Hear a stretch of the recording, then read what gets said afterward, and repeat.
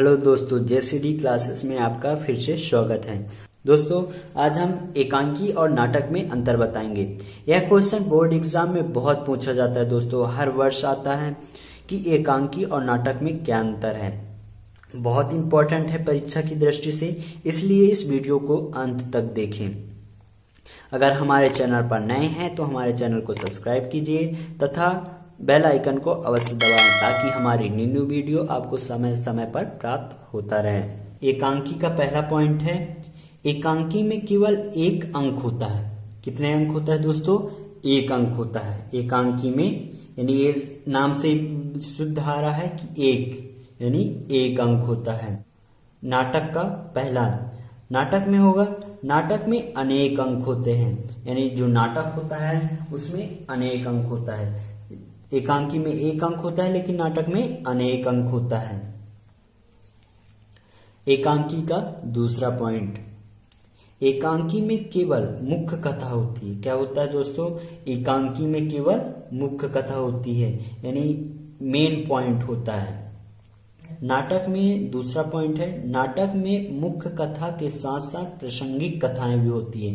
यानी जो नाटक, जब हम नाटक लिखते हैं तब मुख्य कथा यानी मेन पॉइंट को के साथ साथ कुछ छोटे मोटे चीज भी जोड़ दिए जाते हैं, यानी प्रासंगिक कथाएं भी होती हैं।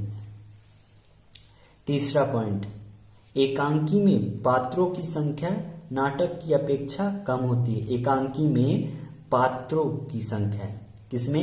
एकांकी में पात्रों की संख्या नाटक की अपेक्षा क्या होता है? कम होता है।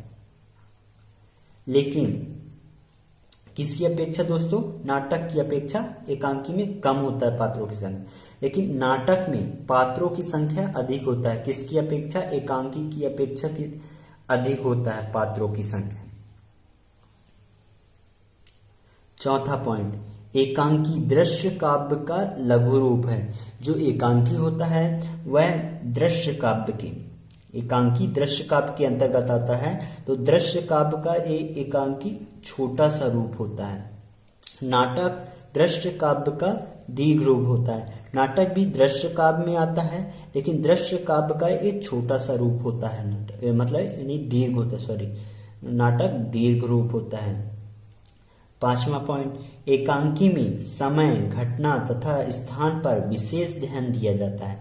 जो एकांकी होता है दोस्तों, उसमें लिखते समय हमें जिसके बारे में हम लिखते हैं तो उसका हमें एक एक पॉइंट की उसने कितने समय क्या किया, इस सब बातों पर हमें विशेष ध्यान देना पड़ता है।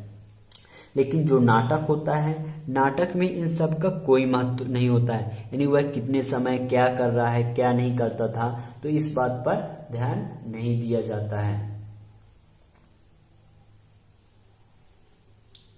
छठवां पॉइंट है, एकांकी रंग बिरंगे फूलों का एक गुलदस्ता है। जो एकांकी होता है वह रंग बिरंगे फूलों का, यानी फूलों का एक गुलदस्ता, यानी छोटा सा एक गुलदस्ता, कई उसमें फूल होते हैं तो एक गुलदस्ता होता है। लेकिन नाटक फूलों का एक उद्यान है, एक बहुत बड़ा उद्यान, यानी बहुत फूल हैं उसमें, बहुत बड़ा होता है, इसलिए नाटक फूलों का एक उद्यान है। सातवां पॉइंट, एकांकी का उदाहरण, तो कोणार्क एक उदाहरण है जिसके लेखक हैं जगदीश चंद्र माथुर। कोणार्क के कौन लेखक हैं? जगदीश चंद्र माथुर। नाटक का सातवां पॉइंट उदाहरण है चंद्रगुप्त। चंद्रगुप्त के लेखक जयशंकर प्रसाद जी हैं।